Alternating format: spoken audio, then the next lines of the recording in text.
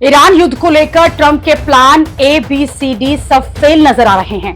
अब तो उनके करीबी भी ये कह रहे हैं कि ईरान पर युद्ध करके गलती कर दी और शायद इसलिए ट्रंप अब इस युद्ध से निकलने के लिए छटपटा रहे हैं। वो युद्ध से बाहर निकलने का एग्जिट रूट देख रहे हैं। ट्रंप ने बड़ा दावा कर दिया है कि ये युद्ध बहुत जल्द खत्म हो जाएगा।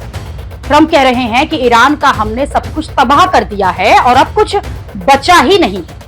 लेकिन ट्रंप के इस बयान पर ईरान के इस्लामिक रिवॉल्यूशनरी गार्ड कोर ने भी कह दिया है कि युद्ध कब खत्म होगा ये ट्रंप तय नहीं करेंगे बल्कि ईरान तय करेगा। ट्रंप के युद्ध खत्म करने के दावे पर भी सवाल उठ गए क्योंकि अमेरिका के डिफेंस सेक्रेटरी ये कह रहे हैं कि युद्ध तो अभी शुरू हुआ है। सुनिए ट्रंप इस सवाल पर कैसे फंस गए। Yeah, please. Thank you.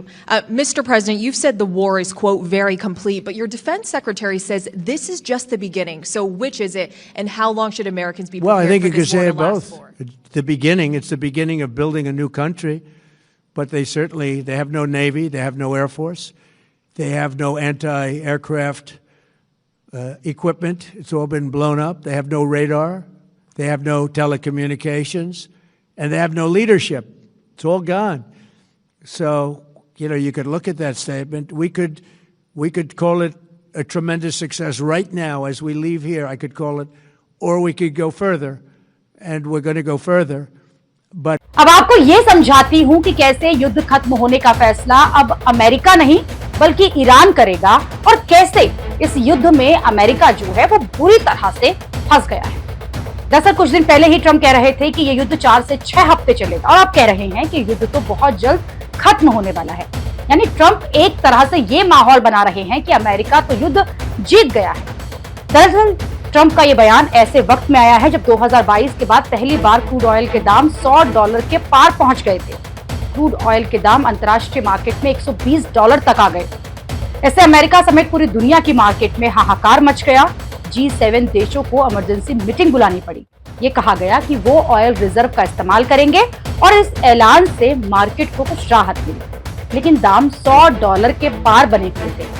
जब मार्केट में इतना हाहाकार मच गया तो ट्रंप कहने लगे कि दुनिया में शांति के लिए कुछ कीमत तो चुकानी होगी। लेकिन डोनाल्ड ट्रंप को जल्द ही ये समझ भी आ गया कि तेल के दाम बढ़ने से जो महंगाई का बम फूटेगा उससे उनकी ही कुर्सी खतरे में आ जाएगी। ट्रंप के सहयोगियों ने भी उन्हें यही ज्ञान दिया कि इस युद्ध में फंसेंगे तो ऐसा नुकसान होगा जो कि झेल नहीं पाएंगे।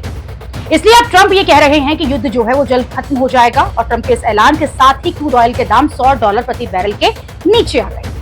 अमेरिका समेत दुनिया भर की मार्केट में फिर से बढ़त देखने को मिली। ईरान भी ये बात समझता है, अगर युद्ध से महंगाई का बम फूटा तो ट्रंप घिर जाएंगे। इसलिए आप देखिए कि ईरान के विदेश मंत्री भी अमेरिका को चिढ़ा रहे हैं कि ईरान के खिलाफ ट्रंप का युद्ध सबसे बड़ी गलती साबित हुआ। ईरान के विदेश मंत्री ने भी क्रूड से लेकर गैस के दाम बढ़ने की लिस्ट जो है वो साझा कर दी और ये दिखाया कि कैसे ट्रंप के सनक की चपेट में पूरी दुनिया जो है वो महंगाई झेलेगी।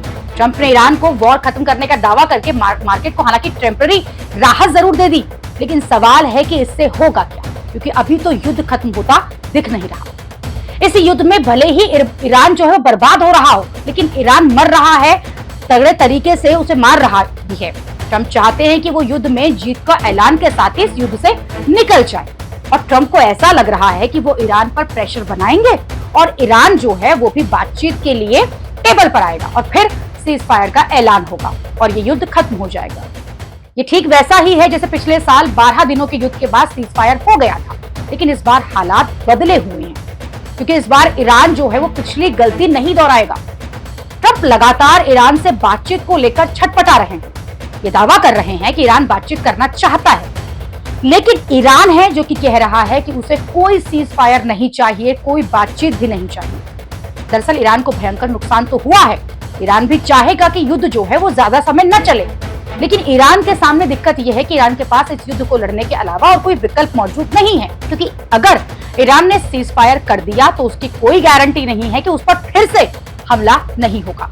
और इस बार भी अमेरिका एक तरह से ईरान से बातचीत कर रहा था और दूसरी तरफ ईरान पर हमला भी कर दिया।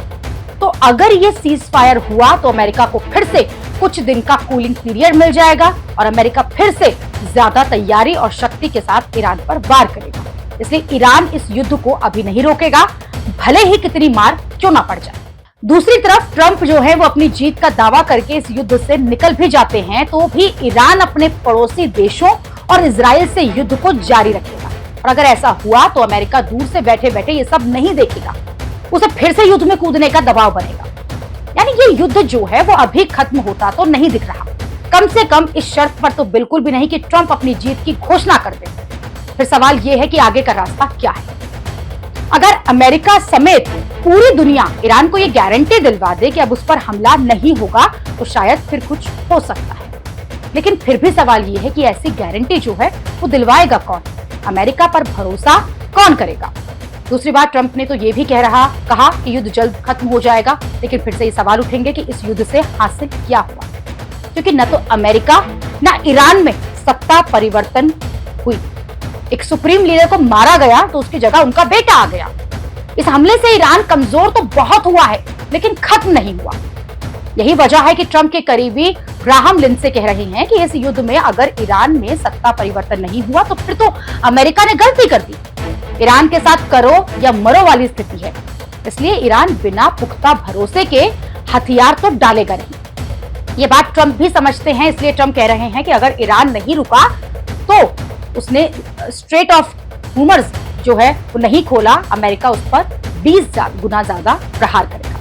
ट्रंप अब भले ही कुछ भी कहते रहे, युद्ध का निचोड़ यही है कि ट्रंप इस युद्ध में घुसकर फंस गए।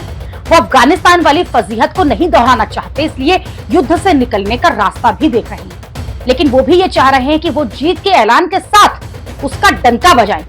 लेकिन ऐसा तभी होगा जब ईरान सरेंडर करेगा, और फिलहाल तो ऐसा होता दिख नहीं रहा। एक बात यहाँ ये भी है कि इस युद्ध को खत्म करने के लिए अमेरिका पर दुनिया भर से प्रेशर बनेगा, क्योंकि कोई भी ये नहीं चाहेगा कि इस युद्ध की वजह से दुनिया में महंगाई से हाहाकार मचे। अमेरिका के सहयोगी खाड़ी देश भी अमेरिका पर दबाव बना रहे हैं कि इस युद्ध की सनक को खत्म करें। अमेरिका पर प्रेशर बनाने के लिए खाड़ी के देश अब अमेरिका में अपने भारी भरकम निवेश को रोकने पर विचार कर रहे हैं। खाड़ी देशों ने करीब $2 ट्रिलियन का निवेश अमेरिका के बॉन्ड और बाकी जगहों पर किया है, लेकिन अब खाड़ी के ये देशों पर अटैक हो रहा है तो उनका भरोसा अमेरिका पर टूट रहा है, क्योंकि इस युद्ध को शुरू करने से पहले अमेरिका ने इन खाड़ी देशों को भरोसे में नहीं लिया। दूसरी बात यह है कि 1974 में खाड़ी देश अमेरिका के डॉलर सिस्टम के साथ बने हुए हैं, यानी कि अपनी एनर्जी प्रोडक्ट डॉलर में ही बेचते हैं और डॉलर को मजबूत करते हैं। बदले में अमेरिका इन्हें सुरक्षा गारंटी देता है, लेकिन वो सुरक्षा गारंटी भी अब फेल होती दिख रही है।